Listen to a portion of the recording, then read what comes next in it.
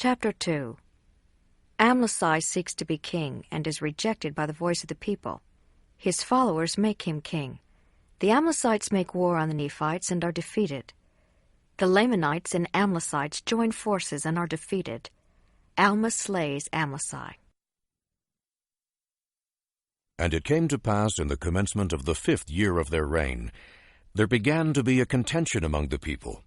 For a certain man being called Amlici, he being a very cunning man, yea, a wise man as to the wisdom of the world, he being after the order of the man that slew Gideon by the sword, who was executed according to the law. Now this Amlici had, by his cunning, drawn away much people after him, even so much that they began to be very powerful, and they began to endeavor to establish Amlici to be a king over the people. Now this was alarming to the people of the church, and also to all those who had not been drawn away after the persuasions of Amlici. For they knew that according to their law that such things must be established by the voice of the people. Therefore, if it were possible that Amlici should gain the voice of the people, he, being a wicked man, would deprive them of their rights and privileges of the church, for it was his intent to destroy the church of God. And it came to pass that the people assembled themselves together throughout all the land, every man according to his mind, whether it were for or against Amlici, in separate bodies, having much dispute and wonderful contentions one with another. And thus they did assemble themselves together to cast in their voices concerning the matter, and they were laid before the judges.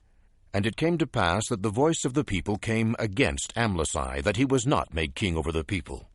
Now this did cause much joy in the hearts of those who were against him.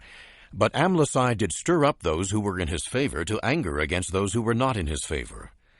And it came to pass that they gathered themselves together, and did consecrate Amlici to be their king.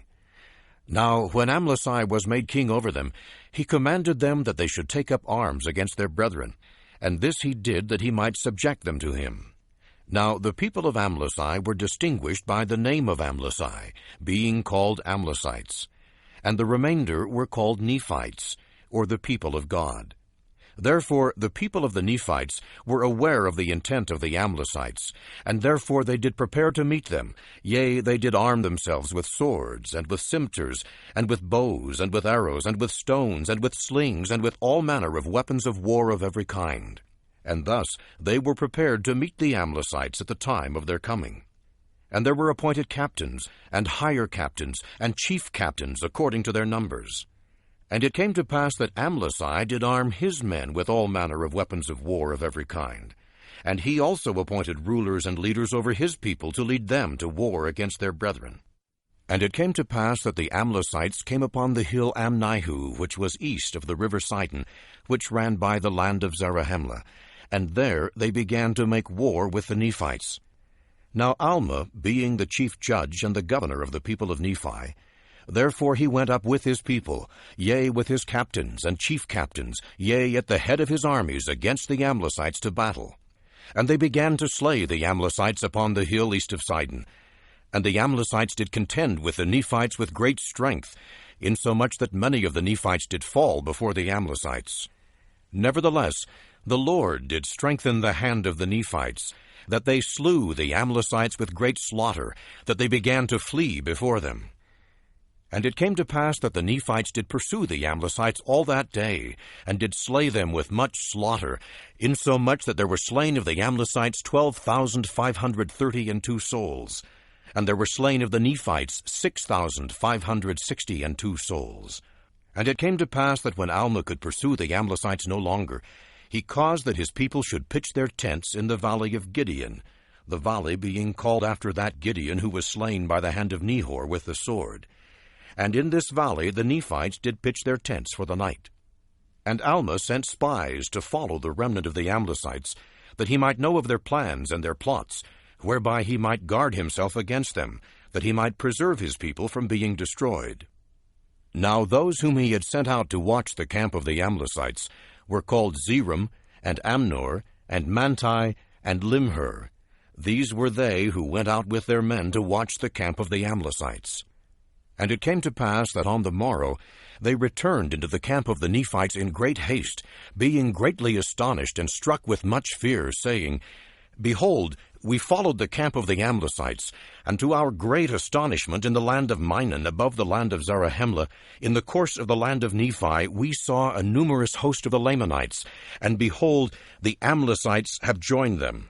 And they are upon our brethren in that land, and they are fleeing before them with their flocks and their wives and their children towards our city. And except we make haste, they obtain possession of our city, and our fathers and our wives and our children be slain.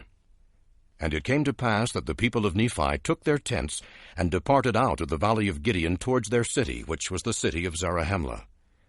And behold, as they were crossing the river Sidon, the Lamanites and the Amlicites, being as numerous almost as it were as the sands of the sea, came upon them to destroy them.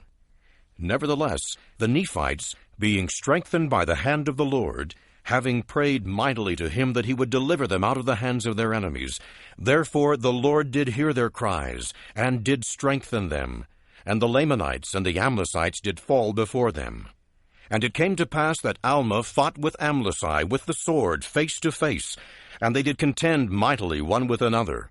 And it came to pass that Alma, being a man of God, being exercised with much faith, cried, saying, O Lord, have mercy and spare my life, that I may be an instrument in thy hands to save and preserve this people.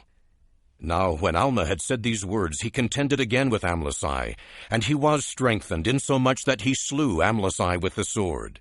And he also contended with the king of the Lamanites. But the king of the Lamanites fled back from before Alma, and sent his guards to contend with Alma. But Alma, with his guards, contended with the guards of the king of the Lamanites, until he slew and drove them back.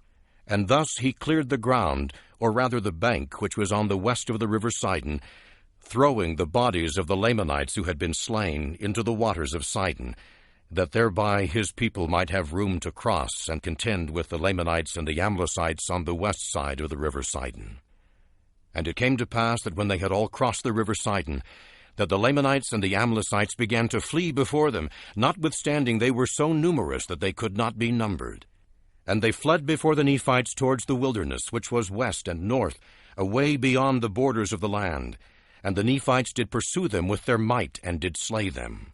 Yea, they were met on every hand, and slain and driven, until they were scattered on the west and on the north, until they had reached the wilderness which was called Hermounts, and it was that part of the wilderness which was infested by wild and ravenous beasts. And it came to pass that many died in the wilderness of their wounds, and were devoured by those beasts, and also the vultures of the air, and their bones have been found, and have been heaped upon the earth.